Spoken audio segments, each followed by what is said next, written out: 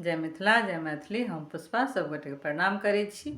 एकटा अपन लिखल भोला बाबा के नचारी सुना रहल छी। ई गीत जखन बारात अबै छै, सखी सब देखै लए जाइ छथिन, तऽ एक सखी दोसर सखी के की कहै छथिन ताहि पर आधारित है। से अहाँ सब सुनू, नीक लागे तऽ लाइक शेयर एंड सब्सक्राइब जरूर करब। धन्यवाद। देखिन बहिना गे गौरी दाई के बाराबा कलेल, देखिन बहिना गे गौरी दाई के बाराबा कलेल।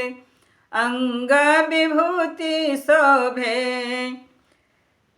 पहिरन बाघांबर, अंग विभूति शोभे पहिरन बाघांबर। देखिन बहिना गे गाले में मुंड के माल, देखिन बहिना गे गाले में मुंड के माल। देखिन बहिना गे गौरी दाई के बाराबा कलेल।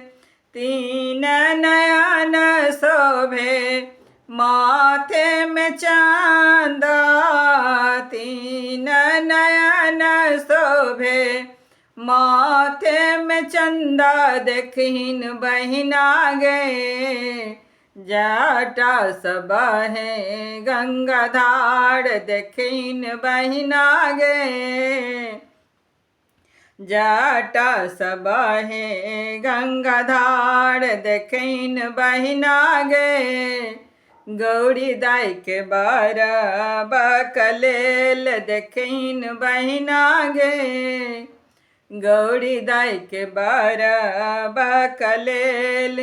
हाथ में डमरू शोभे बसहा सवारी, हाथ में डमरू शोभे बसहा सवारी। देखिन बहिना गे सर्प छोड़ल फुफकार, देखिन बहिना गे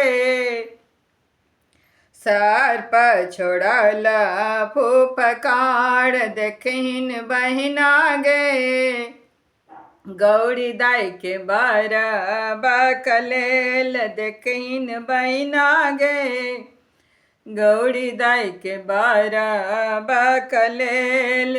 भूत प्रेत सब आयल बराती, भूत प्रेत सब आयल बराती। देखिन बहिना गे नाचै छै दाए दाए ताल, देखिन बहिना गे नाचै छै दाए दाए ताल। देखिन बहिना गे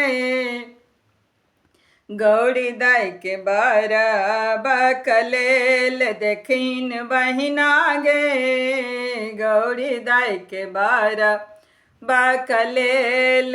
परिछन चलली माए मनाइन, परिछन चलली माए मनाइन। देखिन बहिना गे बड़ देखी गेली डेराई, देखिन बहिना गे बड़ देखी गेली डेराई। देखिन बहिना गे गौरी दाई के बाराबा कलेल। मैना के समझावती राजा हिमाचल, मैना के बुझावती राजा हिमाचल। सुनु मनाई नहीं इहो छथि त्रिभुवन नाथ, सुनु मनाई नहीं